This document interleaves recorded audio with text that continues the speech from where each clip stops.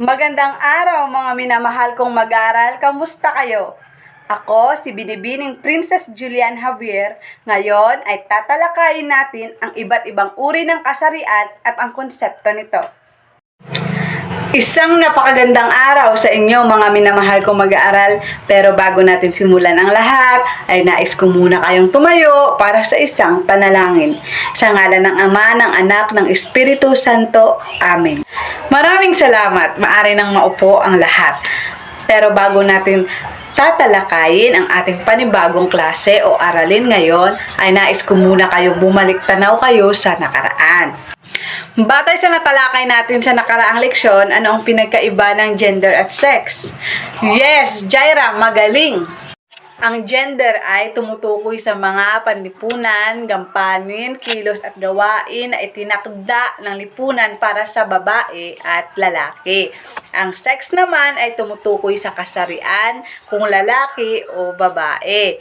Ito rin ay maaring tumutukoy sa mga gawain ng babae at lalaki na ang layunin ay reproduksyon ng tao. Ngayon, bago natin tatalakayin ang ating panibagong leksyon, maaari nyo bang bigyan ng 3 bagsak ang inyong mga sarili? 1, 2, 3. Magaling! Ngayon, maaari nyo bang basahin ang ating layunin sa araw na ito ng sabay-sabay? Sakop sa Module 1, ika-3 markahan ang mga sumusunod. Ang mga paksa ay kahulugan ng sex at gender, katangian ng sex at gender, sexual orientation at gender identity. Magaling! Ang sex ay tumutukoy sa biolohikal at physiological na katangian, nagtatakda ng pagkakaiba ng babae at lalaki. Ito rin ay tumutukoy sa gawain ng babae at lalaki na ang layunin ay reproduksyon ng tao. At ang gender naman ay tumutukoy sa mga panlipunang gampanin, kilos at gawain na itinakda ng lipunan para sa babae at lalaki. Karaniwang batayan nito ay ang gender identity at roles na mayroon sa lipunan. Ito ay pagiging masculine o feminine. Magaling! Ang sexual orientation naman ay tumutukoy sa kakayahan ng isang tao na makakaranas ng malalim na attraction, affectional, emotional, sexual at malalim na pakikipagrelasyon sa kapwa niya. Ay maari katulad ng isang sa kanya, iba sa kanya o kasariang higit sa isa. Ano naman ang gender identity? Ang gender identity ay kinikilalang bilang malalim na damdamin at personal na karanasang pangkasarian ng isang tao na maaaring nakatugma o hindi nakatugma sa sex niya nang siya ay pinanganak.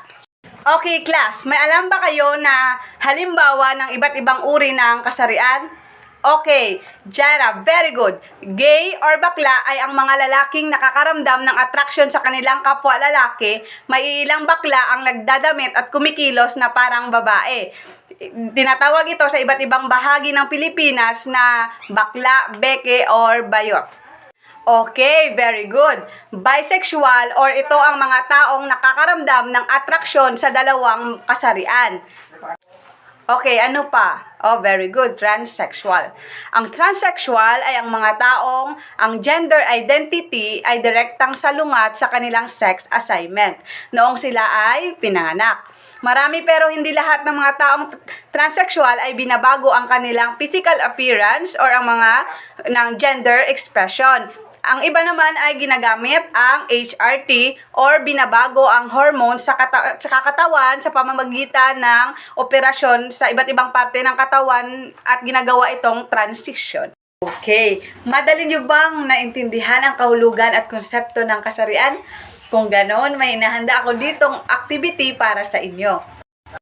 Ito ay bubuuin ang pinaghalong-halong letra upang makabuo ng salita. Okay, John, number 1. Ano ang sagot sa number 1?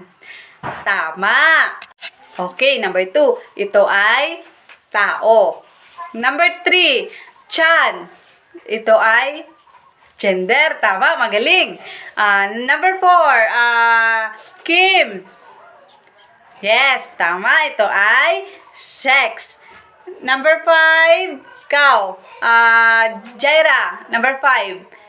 Yes, magaling. Ito ay LGBT.